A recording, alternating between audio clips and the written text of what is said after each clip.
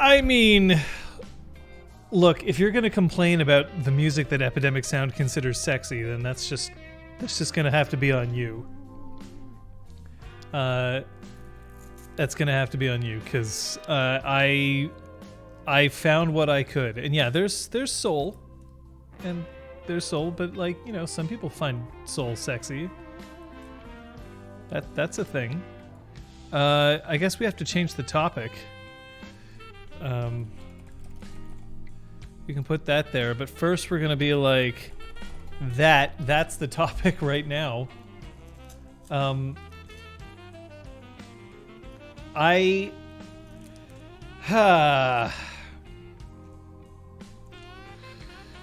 So that was some news that I literally got 5 minutes before the start of this. Yeah, damn it, as actually, if you write damn it as 2 words, it's DAMN space IT, but if it's 1 word, it's DAMMIT. Isn't that weird? I used to write it like this, but that's not correct. So,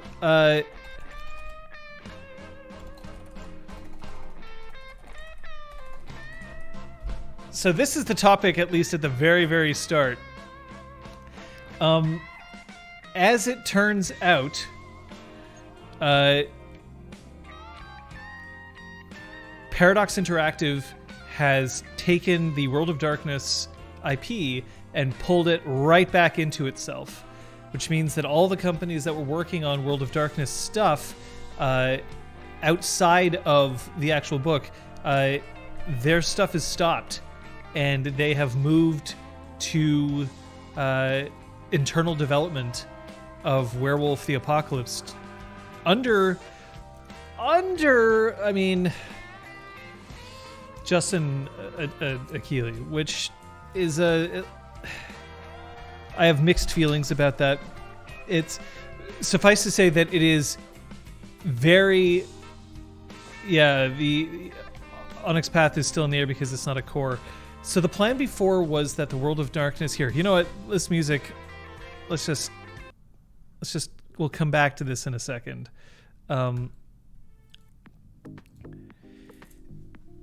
So the issue is that Onyx Path Publishing is a like they license the rights to use World of Darkness property. So for their publishing of things like in the 20th anniversary settings, I think that they still are okay to be able to do that because it's not considered core. Core is now the one World of Darkness, which is based on Vampire 5th Edition. The plan was that Werewolf 5th Edition was going to be developed by Hunters Entertainment, people who have made such games as Kids on Bikes, Alice is Missing, etc.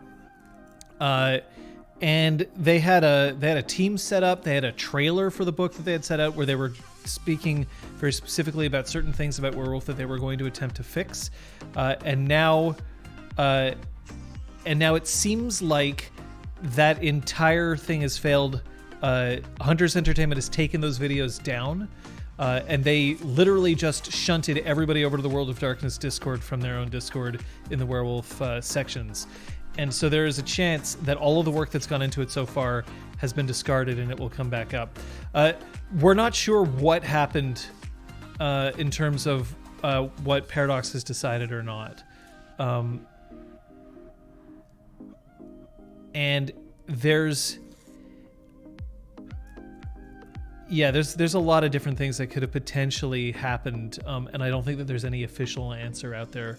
And I wonder if there won't be, because it seems like Hunters Entertainment has straight up just dropped it and walked away, which means that they may have signed an NDA.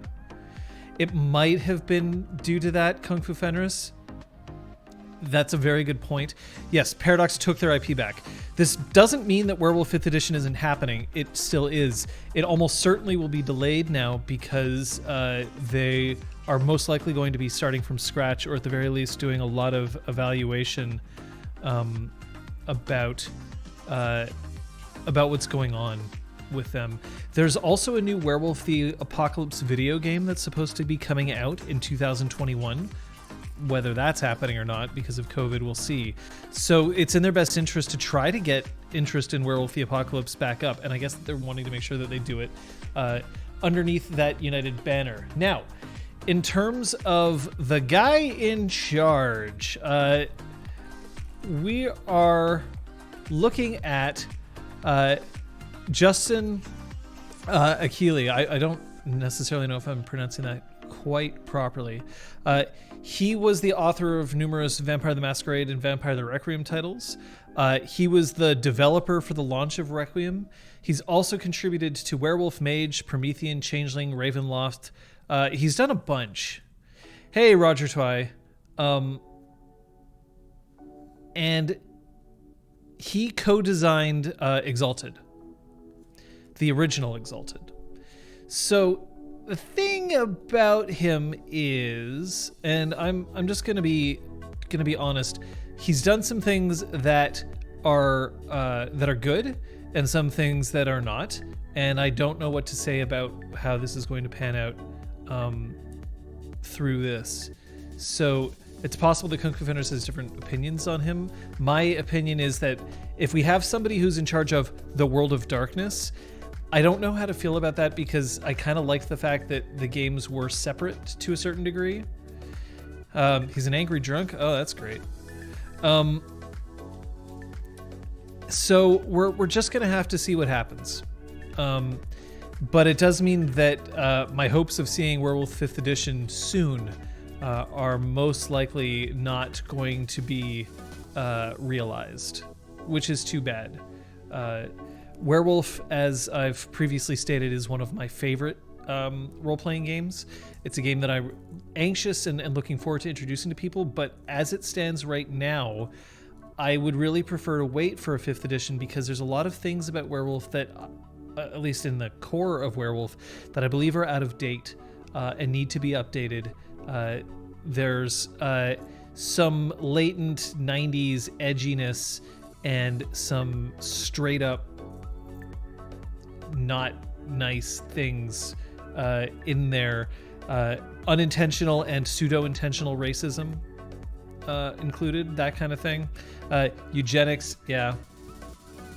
The team from Hunters was a really good team.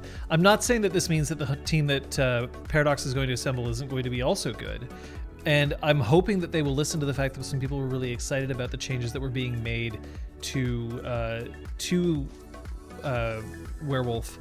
Because there's elements of that game which are excellent, and I have played Werewolf and enjoyed it without troubling aspects, and at the same time there are definitely troubling aspects, and it's not limited to just the names of certain things. There's certain tribes which have certain beliefs which are maybe not necessarily ones that I want to see in a role-playing game these days. This is the same people as Vampire the Masquerade. So Vampire the Masquerade, White Wolf never relinquished they never sold away their IP. They owned Werewolf throughout. It's just that other people were licensing it and developing it. I'm not quite as doomsaying as Kung Fu Fenris here. I'm not saying that this is like definitely a bad thing. I'm saying that this is definitely unfortunate that this has occurred this way, and I wish that it hadn't, but I don't necessarily believe that this is like doom for it. It's totally fine, Zessie. It's complicated. So suffice to say that if you're really looking forward to RPG Clinic playing Werewolf the Apocalypse, the chances have become slightly more remote for the very near future. So there's that, because as much as I would absolutely love to introduce my players to it, first of all, they'd have to actually express interest in playing it, but also I would really want to wait to see what they're going to do to see if they can make it a little less objectionable in certain ways. It's much more fixable, in my opinion, than Vampire the Masquerade, which I think has some troubling aspects to it that I no longer really wish to engage with. But see, Heart of the Forest gives me hope, right? Like, Heart of the Forest is good. And I'm hoping that they'll look at that and be like, oh, this is something that we might be able to help. So, it is like we have no idea, Crosshair, what's happened with the manuscript or with the developers. Like, this is literally news that is breaking now. I wasn't aware. I was at work all day, and I only saw what Kung Fu Fenders posted in our Discord. So I'm gonna have to hope that this is going to be a good thing, but I don't know for sure, and we're gonna have to wait and see, I guess. It is going to be a difficult transition, I think, for a lot of fans of Werewolf, but that's kind of all we can do at this point.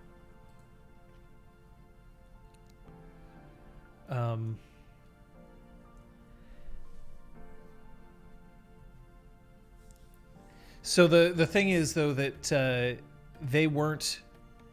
They would be getting paid if Hunters released a book. So yes, Hunters was good, and they listened to well, they seemingly were listening. They hadn't released a list of everything that they had fixed, to my knowledge. There wasn't that specifically, but I'm really hoping that this is going to be the start of something better. Because look, if anything I can say, I was a fan of the changes that they made for 5th edition for Vampire, and mechanics wise. Whether or not I liked the setting is another question, but at least I respect that they're trying to do something. Hey, there you go, Liz. Self-taping for a nurse, that's appreciated. I am definitely scrubbing it today, and we're gonna move back to After Dark in just a second. But yeah, so there it is. That's the thing about Werewolf that we're gonna have to wait on and wait and see what's gonna happen here. But it's probably gonna be a while, and that's sad because I would have liked to have seen some other things. But at the same time, there are other games that can happen. So let's have to hope that things are gonna be cool in that respect. Does that make sense? For everybody at this time.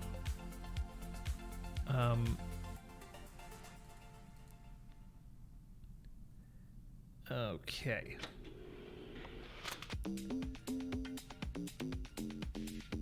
If this goes wrong, I'm invading Sweden. Okay. Well, I mean, I'll appreciate the humor in that, if nothing else. But suffice to say that, look, Hunters Entertainment I have great respect for, so I'm not saying that this is the last that we'll potentially hear from Hunters as well. So, there you go. Hey, Elenaria. All right, well, it's time to go back. It's time to go back to what we were originally going to do. Yeah, let's see if we can find something that's a bit... Yeah, there we go. So...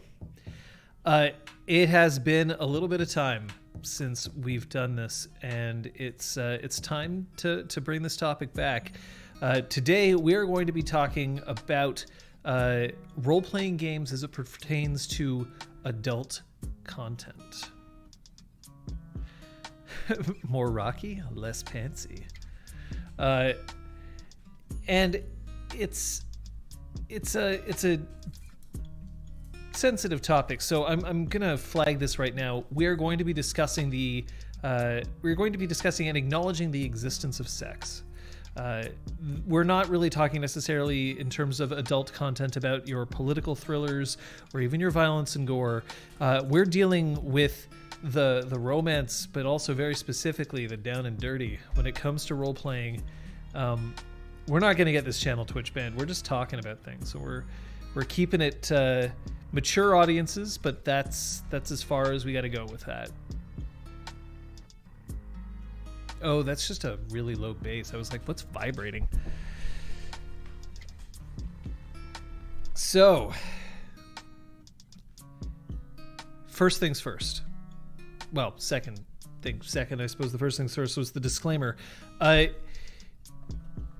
You don't have to incorporate sex into your games. You absolutely don't.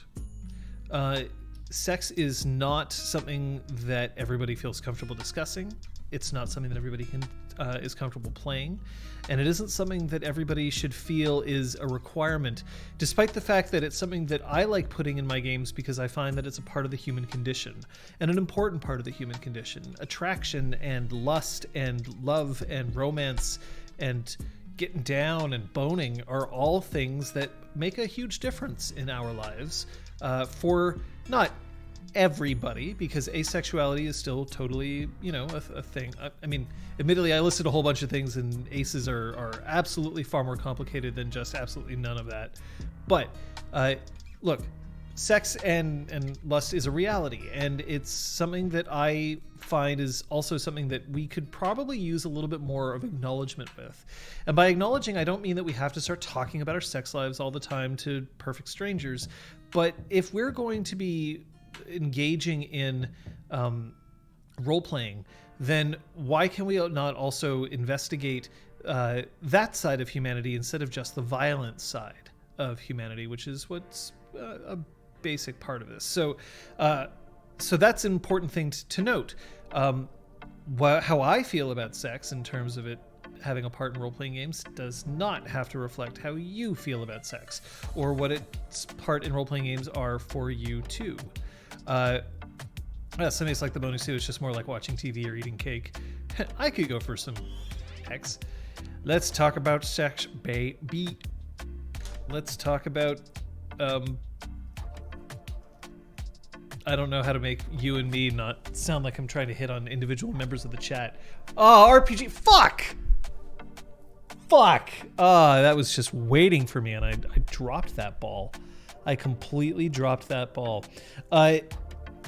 So, first and foremost, we're talking about sex today. Second, sex doesn't have to be a part of your game. And the third that we're going to bring in is the red rule. And the red rule is something that was introduced in, or codified as the red rule in Exalted 3rd Edition, but it exists in a bunch of different games now. But at its very core, it's the red rule states that any attempt at sexual coercion against a character automatically fails if that character wants it to.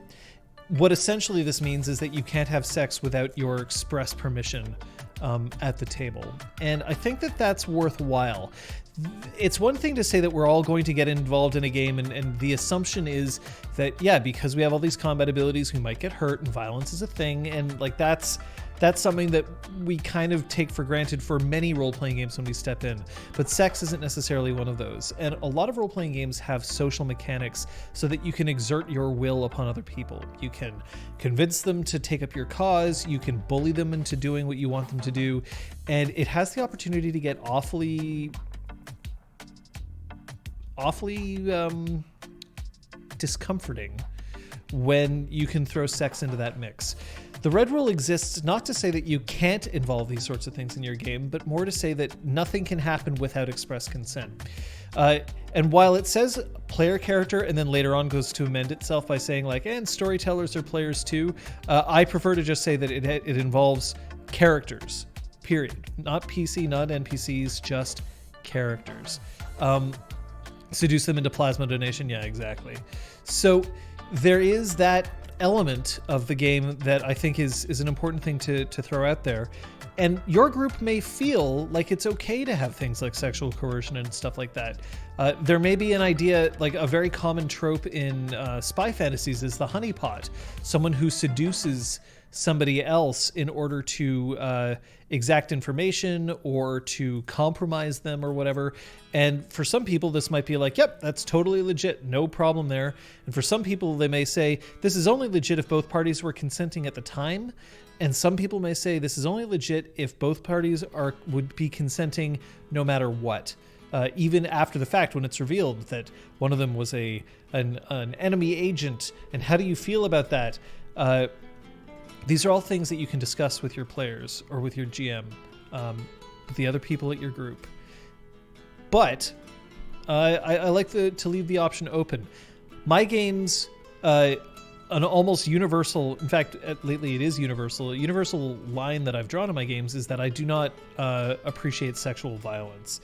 And by sexual violence, I specifically mean the idea of sexual assault or sexual the idea of somebody engaging in sexual play without consent at the time. I'm not necessarily against the idea of seducing somebody for other purposes, just as long as you're not, engaged in actual sexual assault. That's typically where I'm okay. Your games may vary. That's up to you. Now, with all of that, it is important to note that if you have these rules in place, it's probably a good idea to make sure that your players are aware of them. And I also would strongly recommend that you keep those rules in place no matter what, unless you very specifically want to be playing a game where you may investigate the idea of non-consent. And in that case, you should probably get your players' consent that they wish to play in a game about non-consent in advance. So it is a thing that we have to look at. The other thing that I will point out is that there are certain games in which sex is essentially a predatory act. One of those games is Vampire. Vampires are basically sex metaphors incarnate, and a lot of times when a vampire is feeding, it's described as a sensual experience, an ecstatic experience, a way for vampires to be those sleek, sexy denizens of the night. And what you may need to do is figure out how comfortable your group is along those lines as well. Here's the thing. In discussing these sorts of things, and even at the beginning of this episode when we're discussing content warnings and describing what we're going to be talking about and stuff like that, some people may see this as boring, not terribly sexy, get to the good parts. And I would argue that any positive sexual experience that you have can start with a nice, healthy conversation about consent, because it just means that at the end of the day, everybody's going to go home happy, or as happy as they possibly can be. So it's worth taking the time to make sure that you've got that covered. That being said,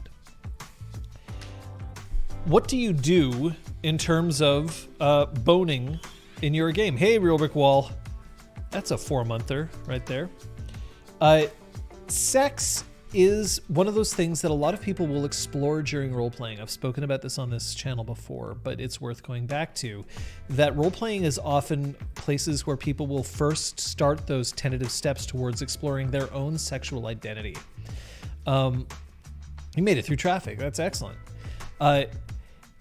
And they're exploring your sexual identity is something that it's a private thing for you to do to a certain extent. Like, you don't have to tell anybody that that's what you're doing. But I believe that anybody who's playing in a role-playing game where sex is involved should be aware that it is possible that players at the table are trying to take actions and do things, not necessarily because they're like, this is what I'm exploring for my character, but specifically saying, this is what I'm exploring for myself. So one of the things that I will absolutely tell anybody if you're involving sex in your games is to leave your judgments at the door. If you start judging somebody's sexual play in a role-playing game, you may actually be judging them. I say this with experience. When I was running LARPs for 20-year-olds, 20-somethings, admittedly I was a 20-something myself at the time as well, who's the horniest character in Star Wars Reach? Nuvral, by definition. I mean, I think that's what Real Brick Wall is going for, but I had players who would join the LARP who were, if you'll pardon the term, closeted themselves. They were not out about their either their sexual identities or their gender identities, and they were exploring them in the context of a LARP. Someone who very nervously asked if they were allowed to play a female character despite being male presenting, and vice versa. Somebody who was female presenting asking if they could play a male character. And I'm going to sneeze. Excuse me. And they were very quick to claim that this was just a role-playing experience for them and that it had nothing to do with, and it's one of those, methinks they doth protest too much. Remember that when I was in my 20s, this was in the early 2000s. And that's, if I had a dice each time a player comes out of the closet after playing Changeling, I have about 3 rainbow dice. Fair enough. And of course, in that time was different than today. Today we are far from perfect, but we're better than we were back in early 2000s. So it is something to just keep in mind. People will try to sneak in their own identities or their own explorations into your game. And that's something that also you have to be aware of, because you are under no obligation to consent to that either. Let me put it this way. If you are a foot fetishist and you work in a shoe store, because it means that you get to help people try on shoes all day, and you act in a completely professional manner and you don't creep or perv on anybody, and then at the end of the day, you experience a sexual charge because of all the feet that you got to see that day, but you didn't directly involve anybody with it, I don't see a problem with this. What I do see a problem with is that if you are if you sell shoes and then you decide that every time somebody comes in, you insist that they take their shoes and their socks off, and you hold and cradle their feet, and you make every excuse to interact with somebody's foot, not in a professional context but in a non-professional context. What you are doing is you are involving them in your sexual life without their express consent. In the same vein, if you are looking to explore your sexuality in a game like this, understand that it is possible, depending on the level of role-playing that you're doing, that you may be putting some people in an uncomfortable position because you are engaged in sexual play with them. I feel like a foot fetishist would hate working in a shoe store because most feet are not great. Possibly. I admit I am not a foot fetishist, so I can't say that specifically. Joker, I saw the question. I will actually get to it. How do you tackle themes such as BDSM in gaming? Asking for a friend. Usually I've seen BDSM being used as the villain is a kinky person, or a comedy scene where the character's girlfriend is a heavy dominatrix. How do you tackle the subject in game? If it was illegal to think about stuff while not acting on said thoughts, I'd probably be jailed in about 125 countries. And I think that applies to basically everybody. I have like 7 people in my LARP community where people have transitioned after playing other genders. It's only recently it's been easier to get acceptance for these players. Absolutely.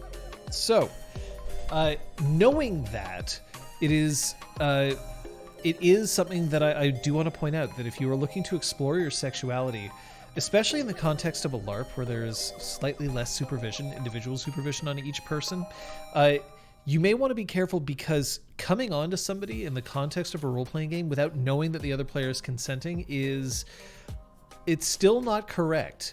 We're not even necessarily talking about character consent or even player consent about what happens to their character. We're talking about player consent on what's happening to themselves, their own person. We'll break kayfabe for a second, in that there's lots of joking around, for instance, about Jot. And I'm comfortable with it. I believe Scott is comfortable with it because I've checked in with him. And I mean, I can't speak for him because he's not present, but there's that. I would assume that our partners are also continuing to consent to it, in that they are still, hashtag Jot, that they're still, encouraging it to a certain degree. But imagine how it would feel if one of us was not comfortable with it. So that kind of flirting, that kind of play, can be difficult. I've also been in situations where I've played in games where I've seen one player have a crush on another player and then force a relationship into that game in an attempt to start to bridge the gap. Yeah, we explored it in the web series LARPs, but that's a different kind of thing than what I was seeing here. It was less about I'm interested in seeing how this is going to go in character because I'm also kind of interested in you out of character. And it's more about somebody trying to fulfill a little bit of wish fulfillment, honestly. The idea that if you're interested in somebody, even if I can't be with that person, at the very least, I can roleplay being with that person. And this is also common among younger players who don't quite have the emotional maturity not to realize that this is not the best way to bridge that gap. It's also something that you'll find people will do in LARP play because they are unsavory and they wish to have an excuse to sit close to somebody, hold hands with somebody, or depending on how far you can go, some serious physical intimacy can start happening. Of course, I've seen in LARP play before people who straight up use live action role playing as an excuse to break their monogamous commitments. It happens.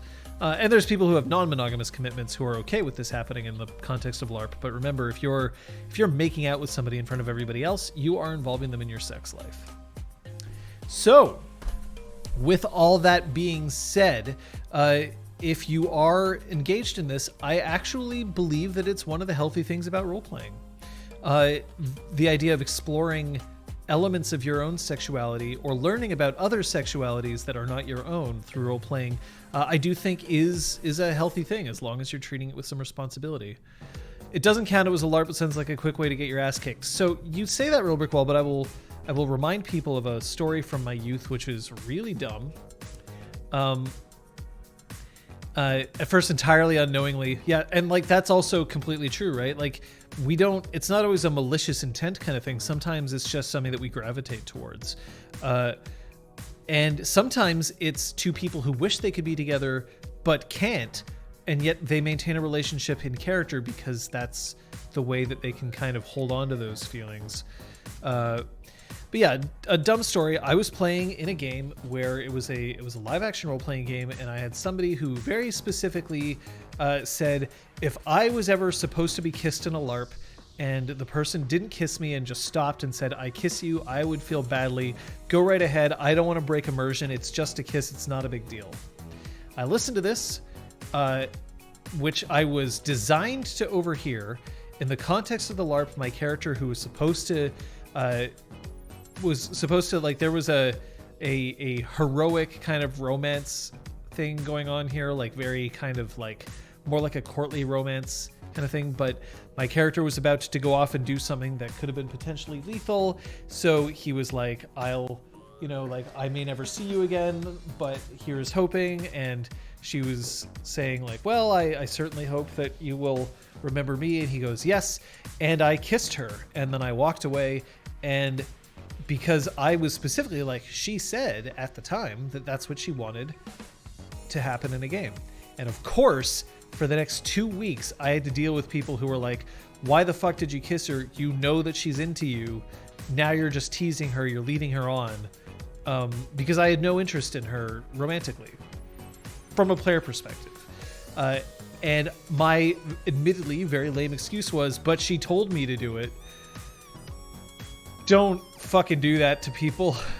Just don't. Just really don't. That is a silly person. Yeah, you might also be look, if you're a non-monogamous person, you may have your own rules and how you want relationships to proceed, and fantasy relationships may not be one of them. I ain't telling anybody how to live their romantic lives at this point. But sometimes this paladin is just really, really close to his horse. Ray buys a ride.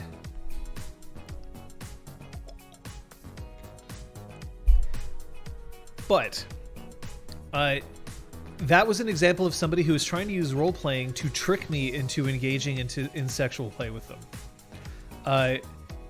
And while I'm not saying that I'm like sufficiently like or significantly scarred by that action, I can say that it cost me for a while. It cost me some of my reputation, despite the fact that my argument at the time was I was only doing what everybody said I should be doing at the time.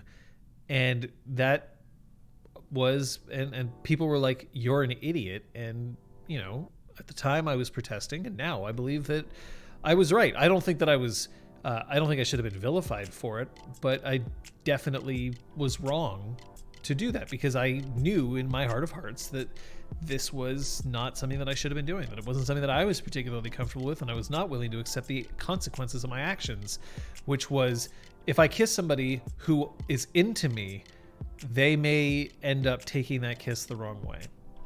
I have been in the past a professional actor. I have needed to kiss people in the context of acting. And when you're kissing a professional and everybody knows what's at stake and knows what's going on, it's way better. And these days, with the advent of intimacy coordination, it's something that you can do with relative safety. And as I've heard some people say, it's okay to enjoy certain aspects of your job.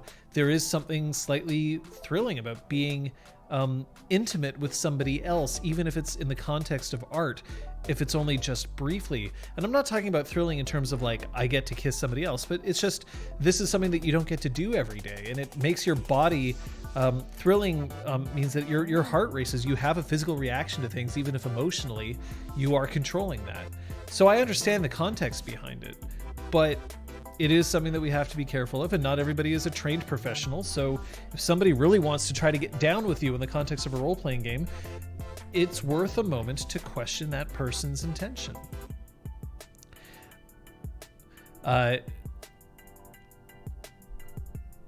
We had a big thing like that happen during a LARP. The players had student characters too, and was a wee bit younger than the other. She told me to, and in fact, it turned out that that was what it was, but it seemed like he forced himself on her with a kiss and a smooch at the moment happened.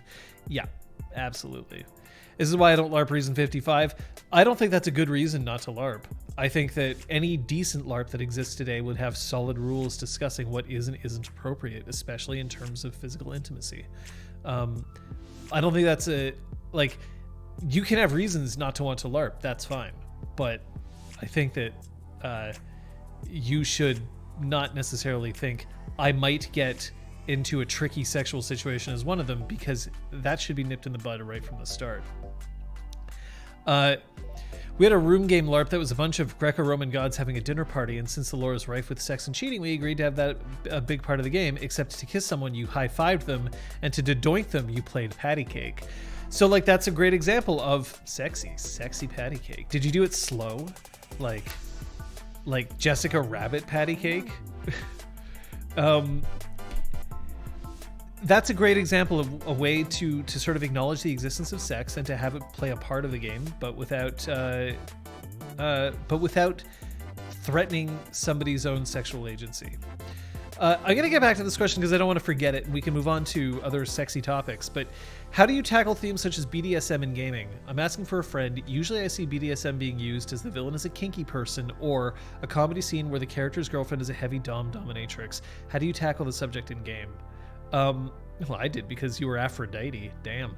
Hera was just trying to do it with as loud as hand claps as possible. Established dominance, Hera. I'm sorry that Hera isn't in Hades so far, but anyway. So, I know what you mean by tricky sexual situation. Honestly, the phrase makes you think of a puzzle where you have three pieces of weird furniture you have to assemble in such a way that you can have sex on them in a certain position. I mean, that's true. Death by Snoozo, I want to pun palms with her. Anyway, here's the thing. If somebody is being an asshole about BDSM, that's not limited to role-playing. That's just somebody being an asshole about BDSM. There's a lot of misinformation about BDSM, which, depending on who you talk to, could mean bondage, domination, submission, or sadomasochism. And there's a lot of different ways to sort of define these terms. But the best way that I can say is, if you're kinky and somebody is being an asshole about kink, or if you're just kink positive and someone's being an asshole about kinks, you can stop them.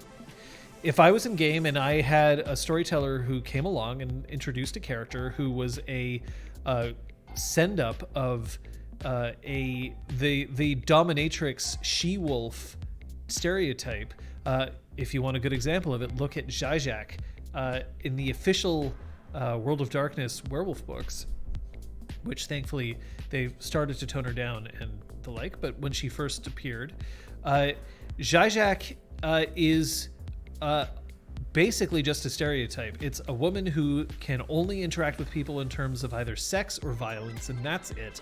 And I would just tell the storyteller that I'm not interested in having NPCs around who are just that poor a character. Or sometimes both, often both. I'm not necessarily against the idea that you can't play something for laughs, but you have to know your audience, know the room, and be aware that everybody is in on the joke. And if you're playing a game that is ostensibly like a standard fantasy game, and then you have somebody come in and show up with whips and chains and like biting their lip and being sexually suggestive, but it's just to show them that they're evil, then I would say that that's a bad stereotype, and I'd ask the GM to cut it out. It's a thing. So, sorry, 1 second here. Let me just check this. Okay. So it's... First of all, I would stop that at its tracks. The second is, there's nothing wrong with having a villain have sexual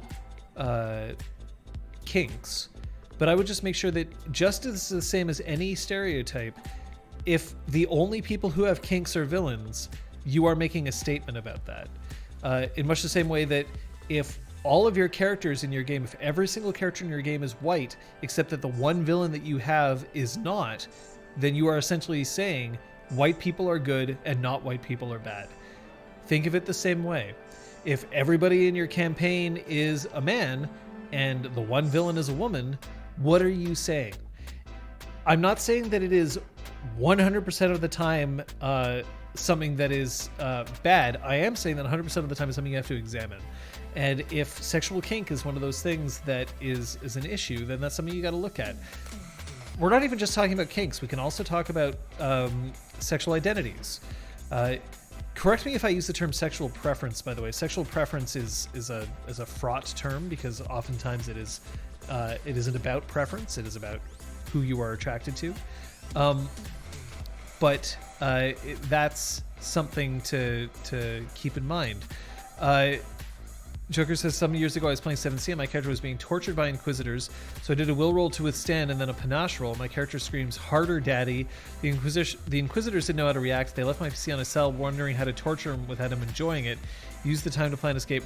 Best, worst escape plan ever. I mean, that's a thing you can do. And like, I'm not necessarily saying that like that joke is offensive to anybody who is into pain, but you have to think about it. If you make that joke and then everyone's just like, yeah, masochists, what idiots. They're so terrible or deviant or kinky, and I never want to have one of those around my kids and all that. Well, then pay attention to what you're saying. Having one instance of a thing does not necessarily mean you're making a judgment call on it, but how you're reacting to it and how you deal with it out of character afterwards does make a difference. The Crosshair writes, here's perhaps a tricky question. How do you deal with players who are uncomfortable with something sexual but are too shy or timid to bring it up? Is it just being vigilant to how your players are acting or seemingly feeling? This is a common problem that isn't just about sex, it's about everything. On the one hand, if you are encouraging people to be open to talk to you, if you create an atmosphere at the table where you're like, you say, I want everybody to be safe. I want everybody to have a safe space. Here are our safety tools. I encourage you to talk to things, to talk with me about things. Here are the things that I'm personally not comfortable with. Here are the things that I would like you not to engage with.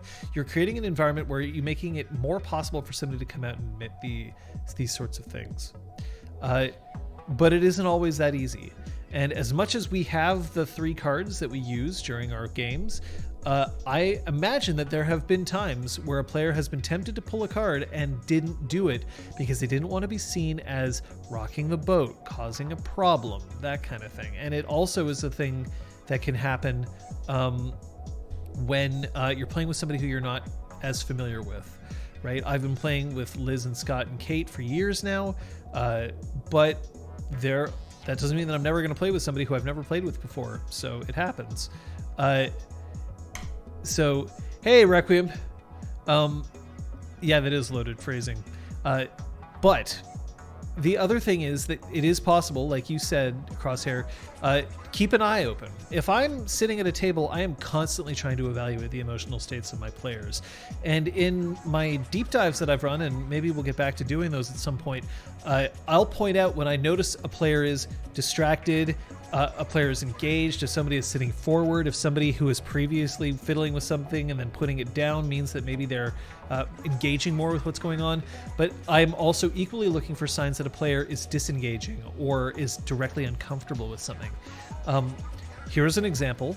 At the last episode of Star Wars Reach, and hopefully I'm not making a definitive statement here, but it's something that I guessed. We were discussing things, and then at one point, Liz said, "Hey, so maybe we can discuss what we're going to be doing with this situation out of game." This is a signal that she was basically flashing, saying to me, "I don't think I want to continue discussing this right now in game." Perhaps she was tired.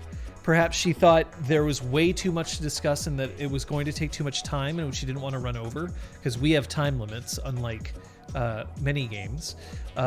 Perhaps there was something about what we were discussing that she was uncomfortable with. So I ended the game. I mean, if a player makes it clear that they may not want to continue playing, it's usually a good sign that you may want to stop the game. But that's me examining somebody, examining their reactions to something, and then making a call based on that. You might find that this will happen if sex comes up in a game and you always have a player who just starts to check out, or a player who starts acting uncomfortable, or a player who tries to engage but clearly isn't enjoying it that much. It is worth it to address the issue. And addressing the issue is not stopping the game and going like, "All right, what the fuck's wrong with you? Do you just not like penises or what?" Like, that's not something that you want. Pregnancy is absolutely something that we'll discuss, Joker. But it's something that you can discuss in private, and you can discuss it in an open and welcoming fashion.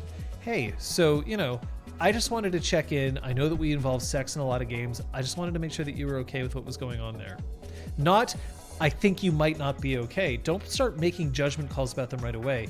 Present the topic in a safe space where you know that people feel like they can discuss it, and then let them bridge that gap, but make sure that you know that like they have all the safety that they need to in order to do that. I had a player who really disliked marriage plots for a while. See, like, there could be a lot of reasons where someone might not want to deal with sex in a game, and it isn't just necessarily I'm hung up about sex. Maybe somebody's experiencing erectile dysfunction and the topic causes them stress. Maybe somebody's trying to become pregnant in real life and is just having so much sex that they're just tired of it and they don't want to deal with it in the context of a role-playing game. Maybe somebody's getting over a breakup. Maybe somebody is uncomfortable because there's somebody else at the table who's previously made sexual advances on them and you didn't know about it. There's a lot of different reasons where something could make somebody just kind of throw up their hands and say, pause for a second here. And it is all of that legitimate. And remember that consent is something that can be given and revoked at any time. Just because you're okay with something 9 games out of 10 doesn't mean that on that 10th game you're going to be down. There's times where people will role play, especially online, which will lead to straight up cyber sex. Like, it's a thing. I had a friend who did a paper on it for university. The idea of exploring sexuality in Second Life and in online role-playing forums. And these people will straight up pair off and engage in sexual play. Distance sexual play, but sexual play nonetheless.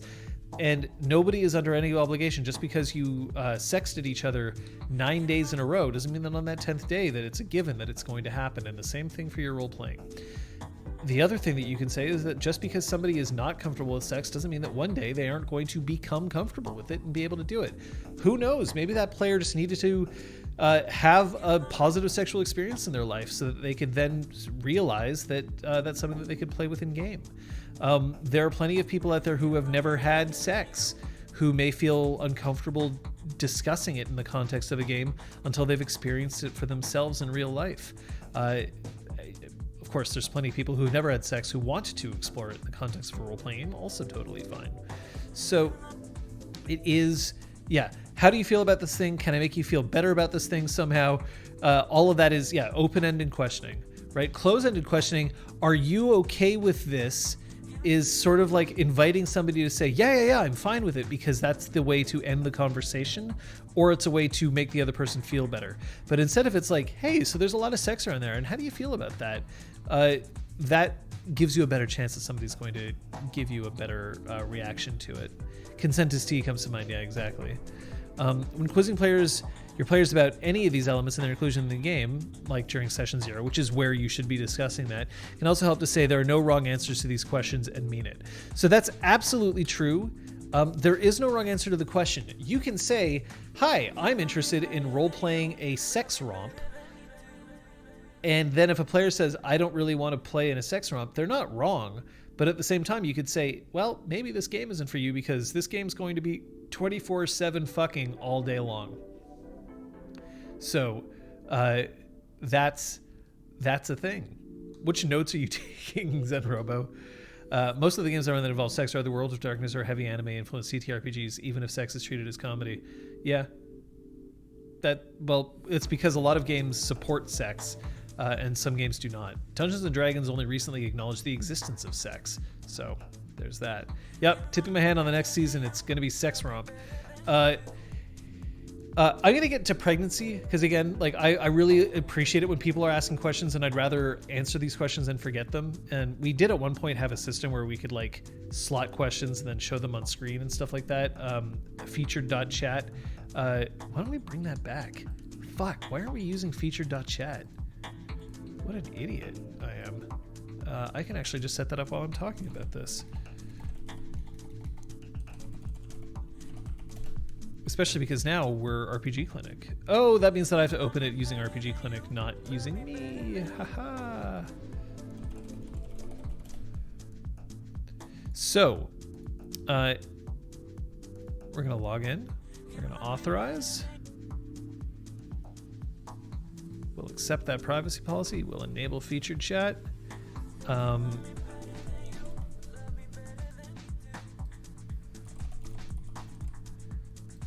add.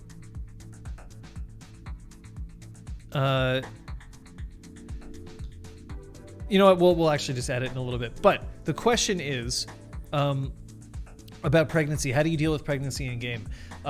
I have a standing rule in my games. This isn't necessarily a rule that you have to have in yours, but I have a standing rule in my games that a player must consent to a pregnancy. But a player does not necessarily have to consent to a pregnancy and then expect it to happen. So as an example, if I was playing with Scott and Scott was playing a character that could become pregnant, I might ask at some point, Scott, how do you feel about pregnancy? And if he says, oh, I think that it might be something interesting for me to explore at some point, then at that point, I would say, okay, and I would file that away in my head, and I could potentially have that character become pregnant or that character's partner. I also extended to characters' partners. I don't want anybody to become a parent if they don't wish to be, or if they don't want to have their character have that experience. So people who can't become pregnant, but who can impregnate others, will still have this as a thing. So it is. Thank you who? Probably would want a bunch of kids. So that's something that I do. But of course, somebody consenting to becoming pregnant doesn't mean that they will, right? Like, to take an example from Changeling, if Braum and Kyoko were a couple, and if Scott said, yeah, I would totally be down for Braum to have another kid, I might not be okay with Kyoko having a kid, in which case I wouldn't have allowed it to happen. My agency matters as well, even though I'm the storyteller. But assuming a player agrees that pregnancy is a possibility, then I might kind of just dig a little deeper and be like, so what's interesting about that for you? Is it that you might engage in like moments where like, oh, well, I have responsibilities, but now I am pregnant, and how does that change my lifestyle and my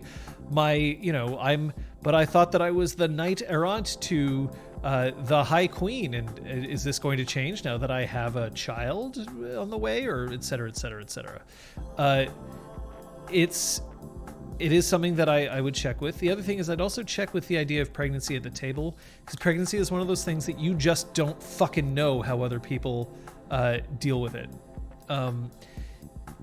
you don't want to get into a situation where somebody, for instance, has been trying to become pregnant and couldn't, and now it's being thrown in their face in the middle of a game. So it is one of those things that you should probably check with. I will also say that pregnancy has a lot of things attached to it. The idea that pregnancies may not be carried to term either because of a deliberate action or because the pregnancy is not viable.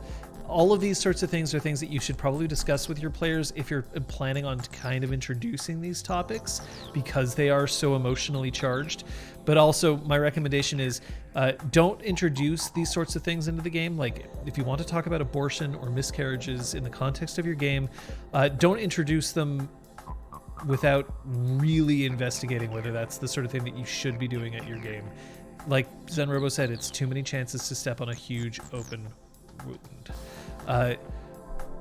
It should be something in Lines and Veils. And also remember that some players may not even think about pregnancy in terms of Lines and Veils, right? Like you could be like, I've played a game of D&D where sex never came up, and it never would have occurred to me to be like, oh yeah, don't get me pregnant. I wouldn't have thought to mention it. So if it's something that you're thinking about dealing with in terms of a game, do that. Talk about it. So there is that is something that is a thing. Requiem Law says, when it comes to online role-playing and role-playing in general, I have a tendency to play female characters. As a result, I always tell other players that I'm fine with an in-character relationship, but I'm not all right with ERP. I guess that's erotic roleplay, and would rather fade to black if it comes up. First and foremost because I am married, but also because I am not female and do not wish to represent the female experience during intimate relationships. Eleanor says, use your word holes is always a good thing to have in mind. I appreciate that I use RPG Clinic to remind everybody about that all the time, about everything. It's the best. Yes, absolutely. To go back up about Cyberpunk, I have an interesting question for you. I'm running Cyberpunk. One of the characters is asexual. In real life, she doesn't know what she is exactly. Her character is a boyfriend, and we discuss the idea of how sex would work. We are discussing on not physical but digital, so I'm looking for inspiration on how to tackle that, both of them connecting into one computer and to do it like that instead of the classic way. That sounds kind of cool to do it that way, and it sort of depends on how you're running your Cyberpunk, your own Cyberpunk campaign, because there's a lot of different flavors of Cyberpunk. Go slow and make sure that you are doing it with the consent, enthusiastic consent of all the players involved. And I'm not just talking about the players who are the ones directly involved in this. Remember, if I am describing hot and sweaty sex between Brom and Claire at the table, not only am I involving Scott, I'm also involving Liz and Kate because they're sitting right there. And I'm involving the audience. Now, in terms of the audience, we do make it clear that the audience has, at any time, the right to leave. And we can't obviously accommodate every single audience member because they all have different things that they may or may not be okay with. And we can't limit our games to that extent. But we do make sure to remind them at the beginning of each game that if there's something going on that you just aren't comfortable with, let us know or leave, or both. So doing things digitally can become like winning at a game for the aces fun. Yeah. Exactly, right? Like, it's one of those things that's a scale within a scale. Ace in general usually just means no sexual feelings, but even that can change. But usually that's a good starting point, because absolutely press the right buttons to make your partner the happiest. Look, there's plenty of people out there who will have sex, even people who do not identify as asexual, who will have sex at times that they're not necessarily like super into it, but definitely want to make their partner feel good. And asexual people are no different in that respect. The topic of asexuality is something that I have done a bit of research into, but I am not ace. And I would recommend that your better way to deal with this sort of thing is to speak with somebody who is more knowledgeable about asexuality than I am. I can give you my advice, and all advice that I give is just that. It's advice. It is thoughts that come from my head with no other writer of it other than this is my own experience. But we talked about it. The kicker is how to explain sensations through digital metaphors. Look into Skinner boxes, and look into Skinner boxes especially as they pertain to role-playing games online, or very specifically Diablo or World of Warcraft. Make sure that every time that you get a level, they play a little sequence, something that comes up, a boom, lights, sounds, a vibration in the controller. And these are things designed to remind the player that this is a thing that you should feel good about having just happened. Think about when you open a box in Overwatch. If you open up a loot crate in Overwatch, it has a very satisfying animation. And it opens up and the thing flies out of the screen at you. These are all designed to elicit a physical reaction from the player. And I speak of this as a video game developer. We're looking to engage those senses all the time.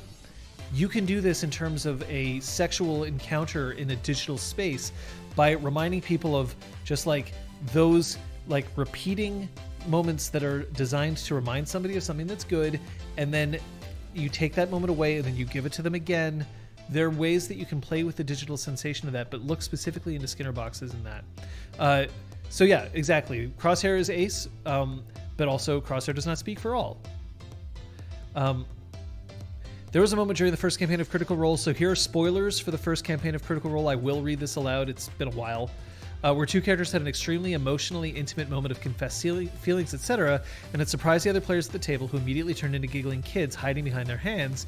Ultimately, it was totally fine and green card for everyone, but that moment always reminds me to keep in mind in all scenarios, other people at the table are also participating, even if they're just observing. Exactly. And there's times where somebody feels really good about pushing themselves emotionally. You'll see this a lot also for amateur actors. People who are like, I can make myself cry on command. And they're proud of this. They're proud of this ability to create a physical reaction in themselves. Or people who are like, yeah, I was in my improv class and I just draped myself all over somebody else and we moved around and we rolled all over the ground. It was great. It was wonderful. It was just like so freeing and stuff like that. Without realizing, of course, that like there's a whole lot of other people who are involved. Just be careful. Just because you want to take it to 11 doesn't mean that everybody else at the table is willing to. Requiem says, sex in my games is generally dealt with in fade to black or a brief description of what others hear through the wall or when humor or situation dictates it. Granted, I know my players and I'm pretty confident of what their limits are. Gotta admit, it's kind of a guilty pleasure of mine running a relationship and seeing the other players view in the situation like a telenovela, or when players start shipping PCs. Why the fuck do you think RPGClinic exists, Joker?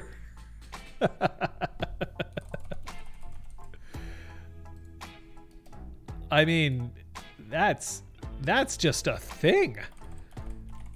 That's literally what we do. I'm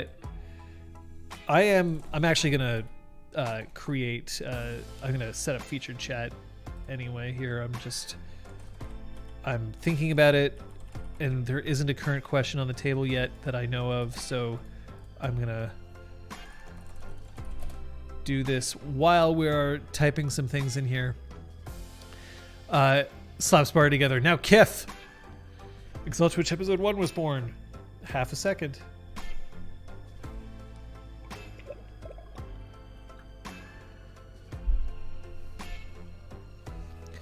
My third ed paladin takes a level in ace. Does that count as cross-classing the purpose of losing my ability to continue taking levels in paladin?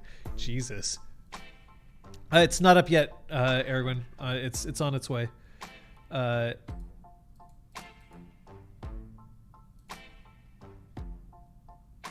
That's gross. Ooh. Okay, yeah. We'll you know what? We'll try that for now. So now I need the actual.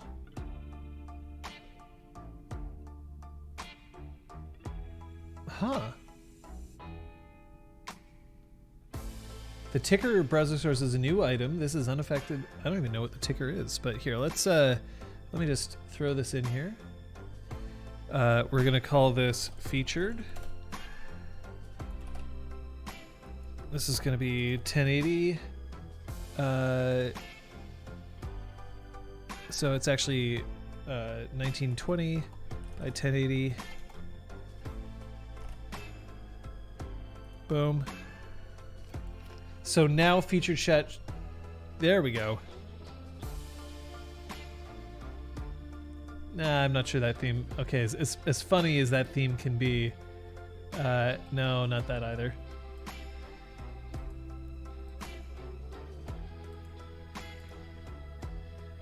Here we go. Okay, we'll make this there, and we'll put this there. There. All right. So that should work. And then we can also do this. Whatever this is. Boop. Boop.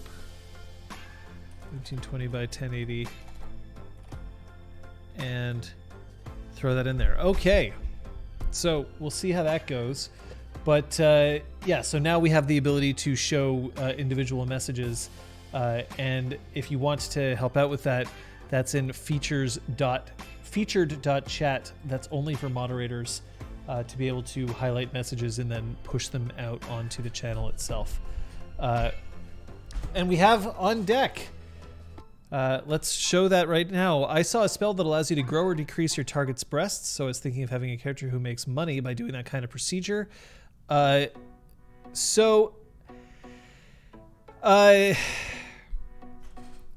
That's getting into body talk. That's less about necessarily about sex and more about somebody's body and how they view their own body and stuff like that.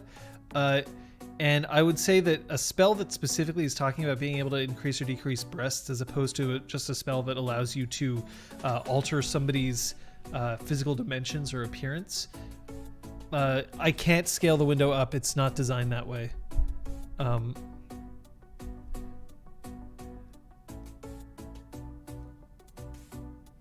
Not gonna lie, the joke of Ray taking a point and ride for a relationship with Ember still makes me laugh to this day. Me too.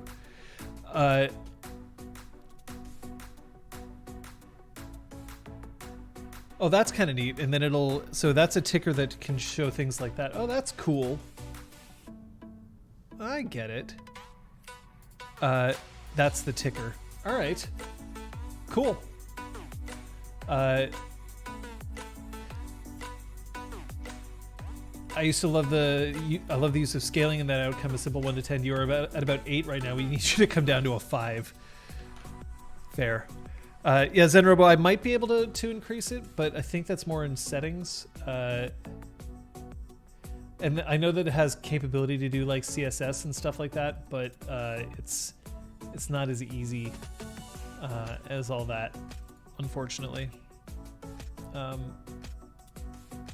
anyway, we'll try another message and see if we can get it to load. So I can't remember the name of the charm, but I was tempted to make a character centered around the sex-based performance charm for humor's sake, sort of give me 2 minutes alone with him/her, and I'll get them on our side. Be sure that that kind of humor is comfortable with everybody at the table, is what I'll say. Oops. I just messed up the ticker, I think.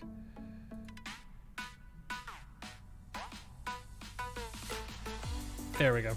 We'll try that. Okay, so 2 adorable things just happened in my game. One of my upcoming Cyberpunk players is gender fluid, and they're not sure how Cyberpunk works. They're asking me, is it okay if my character is a masculine body and a feminine body? And I'm like, welcome to Cyberpunk. Absolutely. That's a lot of what Cyberpunk is. The text is readable. Yeah. No, so basically I just have to resize it, but not in the way that it wants me to. But we'll just deal with it, right?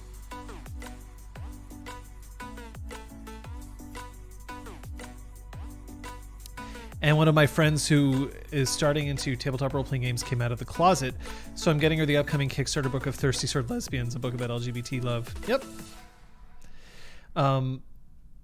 So thanks for the subscription again, Lo. It's awesome of you. So now we've got that set up and we can highlight answers here, so that helps. Will it show emotes? I think it will. Yes, it will. Cool.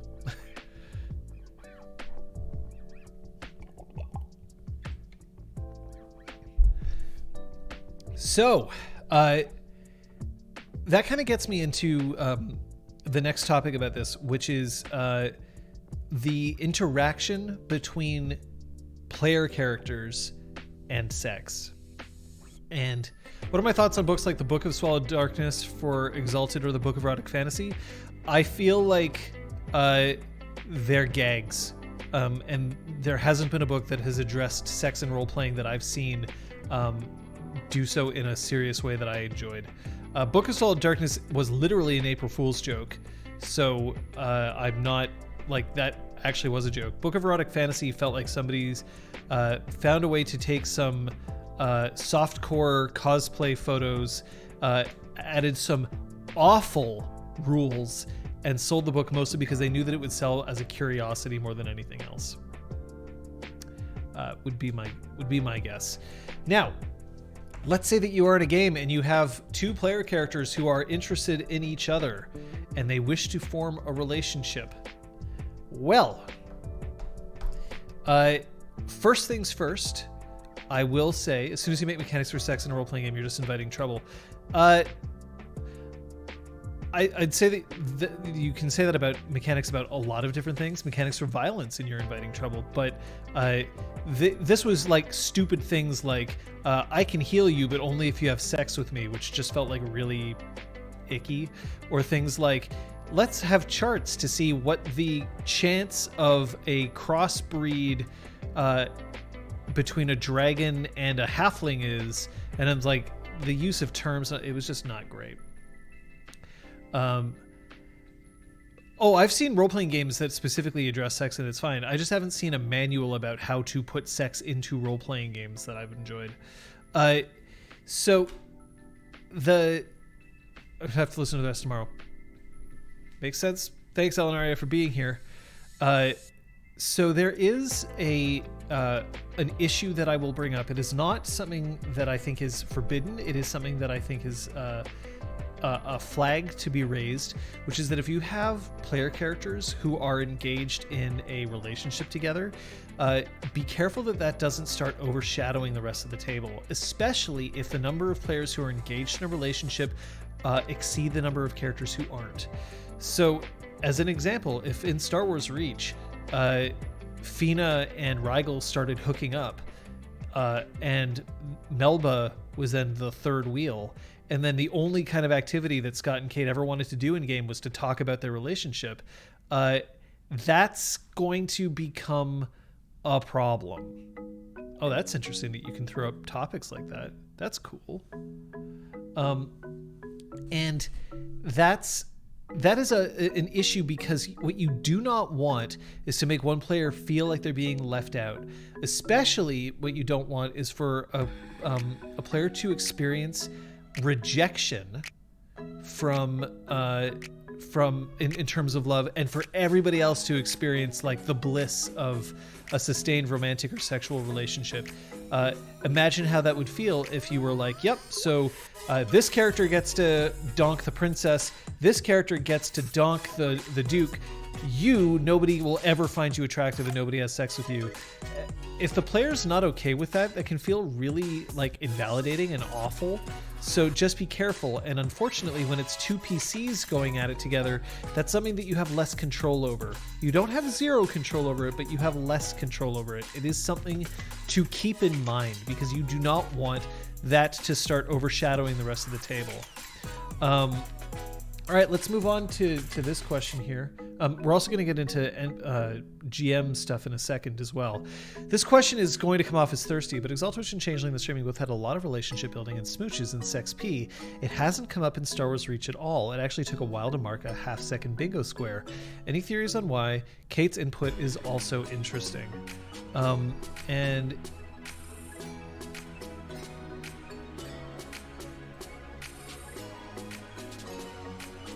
let's just get rid of that. Yeah, bot's gone. Donk the Duke is a great band name. Spoilers, we haven't kept NPCs around long enough. Yeah, so there's that. Some of it is that there just hasn't been an appropriate NPC around. Some of it is just the different feel of the game. But maybe it's just because I've lost my touch.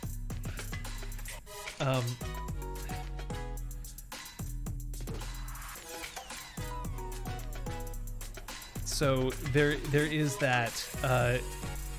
It isn't necessarily something that I'm avoiding in Star Wars Reach, but it is something that just hasn't happened yet. Characters haven't developed those kind of bonds. Maybe because I'm putting that energy into zipper nibbling. Maybe.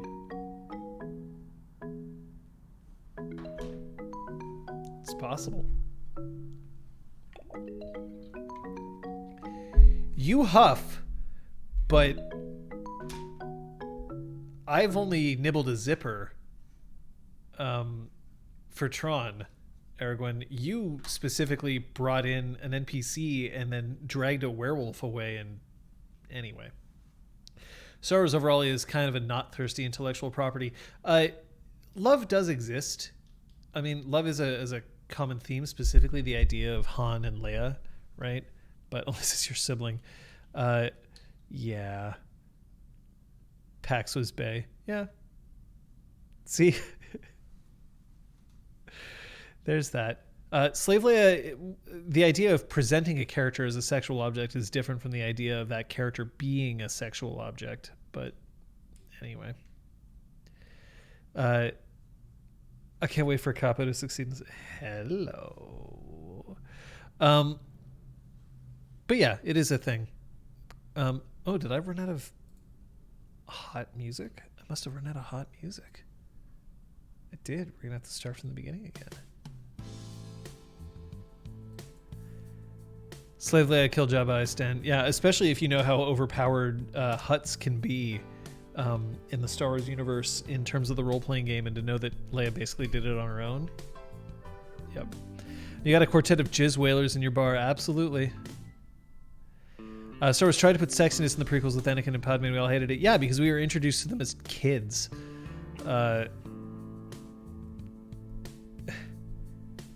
and trying to socialize against Hutts. Yeah. They're fucking tough as fuck. But there is something that I want to point out. Something that I have to be very, very cautious about as I...